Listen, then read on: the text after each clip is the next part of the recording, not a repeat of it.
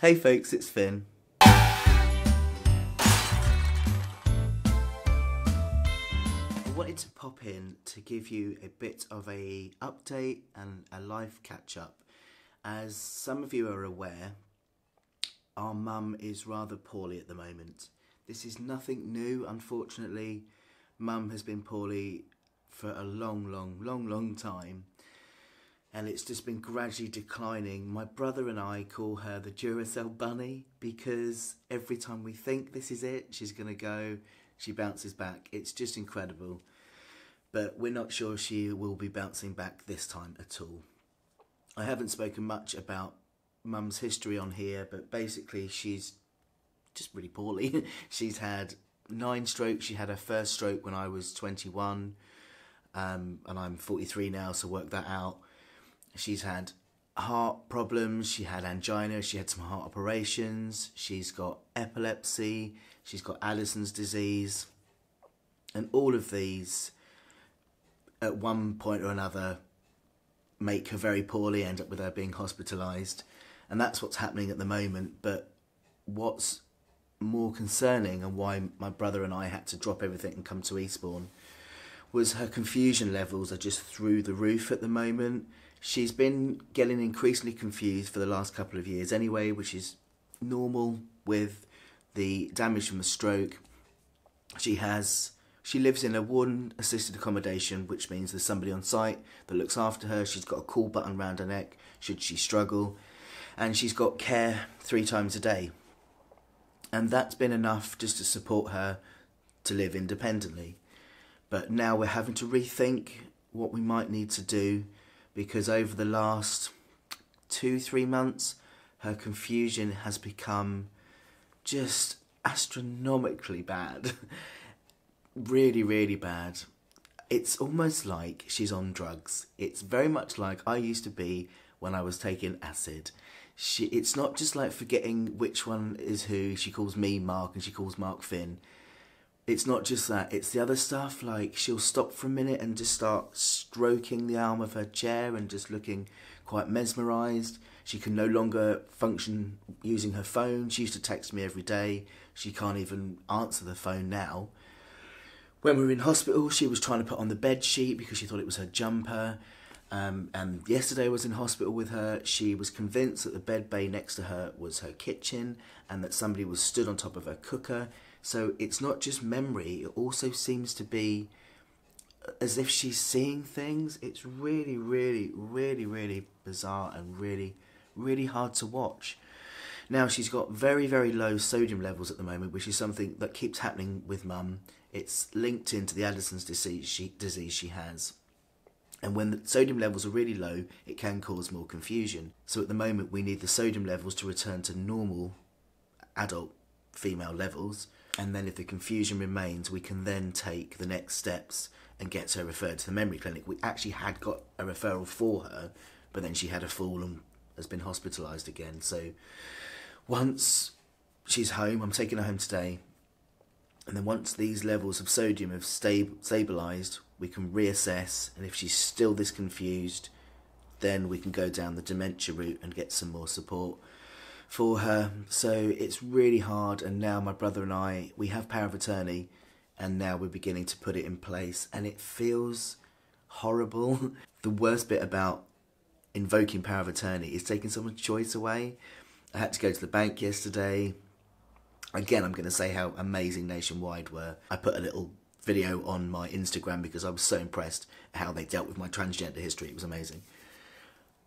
But yeah, with the power of attorney with the bank, it's all or nothing. Either she has control and we have control as well, or we have all the control. And at the moment, it's clear she can't control her finances. We keep finding money everywhere. She's gone and bought herself 2 funeral plans. She's bought herself 2 life plans. I think she's just saying yes to whoever offers her something at the moment, and that's not safe. So she can't even really understand that we've done this. I spoke to her yesterday about it as best as I could. But, you know, we have to trust that she put this power of attorney in place, because if this happened, she wanted to be taken care of. And so my brother and I are just being, right, okay, we've just got to be strong with this. We've just got to stick to our guns, and we know we're doing what's best for Mum. The good thing about this is, it's bringing me and my brother closer together, because we have to really trust each other in this. We're looking after Mum's money and her life and her affairs, and that requires us both to be fully on board with each other, and thank God we are. And having him here last week with it was just a godsend, because it was driving me nuts. I'm here on my own at the moment because he's off doing some uni stuff, but we're going to tag team it, I think, at the moment and work it out. Which brings me to the next reason that I am doing this little mini vlog. As we've fully established on this channel, this is like my diary, but it's interactive. So unlike most people's diaries who nobody ever gets to read, this one also gets replies. This is what I love about doing this, because whenever I'm having a thought process, I put it on here, and you lovely lot, who are my massive Finn family, comment and help me to work through things. So I'm going to share this with you. I am currently debating whether to move back to Sussex. Now, it isn't just because of Mum. There are a number of other factors in it as well. When I moved to Dawlish, I was in a very, very different space. I was still a bit anti-people. I needed somewhere quiet. I needed to just kind of gather myself. And it's been an amazing year and a half in Dawlish. I've done lots of walking, lots of AA. I've just regrouped. I've, developed myself further. And I've sprung forward in more realizations about myself. I've been able to make more connections with people. And Dawlish is now seeming quite small and non-diverse. And I feel quite isolated there at times. It's strange, isn't it, how life can suddenly change. 1 minute someplace suits you, the next place it doesn't. The main reason I moved to Dawlish was because I was volunteering with the Laurel's Gender Identity Clinic, which I'm still doing. The thing is now, I'm on my last Open Uni module. I graduate next year. Originally, when I started all this, I was going to be a therapist. But I'm actually thinking now that's probably not the route I'm going. I love doing this YouTube thing. I've always wanted to support others, and I do loads of that on here. From here, I've been off and done talks, and I've done individual meets with people to support people. I love this. If I go down the therapist route from here, I'll likely have to give up this, because it messes with lots of ethical boundaries. It's already difficult when I'm running a Laurel's group and people recognise me. It is awkward, it's difficult. So I don't think those two can go together. So I'm thinking possibly going into research, because education is a big thing I'm into, and I don't think there's enough research out there on transgender identity, trans lives. Don't think there's enough research into the outcome of people going through gender transition, and I'd really like to do some research around that. So that would work much better. Then I could do the research, and that would not have any ethical issues to me doing this. So that's what I'm currently thinking. So that's another reason that Dawlish is no longer holding me there, My best friend Will is in Brighton. I have friends all over Brighton. I have Finn and Shell in Kent. I have new people I'm seeing in Kent. London is so much closer to go to more diverse events that I'm becoming interested in, as is Brighton. It all just seems to fit into place. With Mum here, I love my mum so deeply. We had so many issues growing up, and through AA I've been able to make my peace with that. And so now I don't feel guilty or resentful towards Mum about looking after her.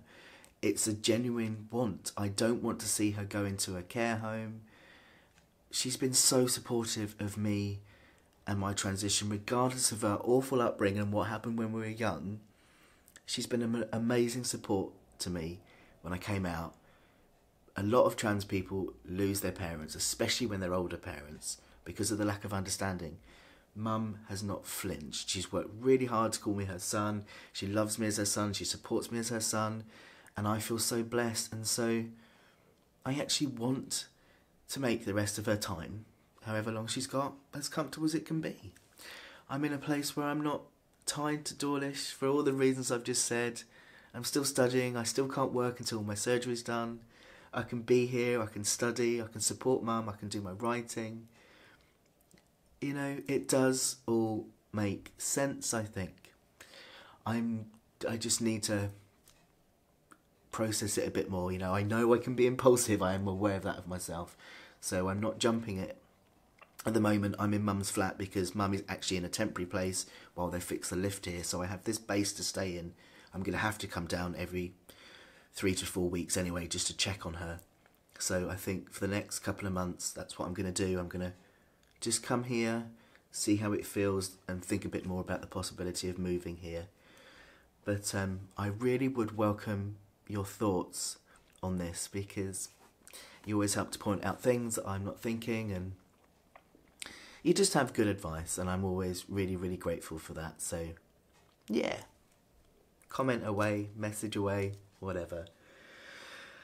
So, yeah, that's my little catch-up. Thank you, everybody who's been leaving such lovely comments over on the Finn fan page about Mum. I have passed them all on, even though she doesn't really know what planet it is. Everyone's sending you their love, and they say you get better soon. But do you want to say anything? Back to anybody? Oh, we're on pause. What have you got to say, Mumsy? Not a lot. Not a lot. Not a lot. Lots of people love you, Mum. Oh, thank them all. I will do. She's, oh, you gotta laugh. At the moment, I'm having to see the funny side of some of the things she does. It's bonkers. Love to everybody. Have a great week. Chat soon.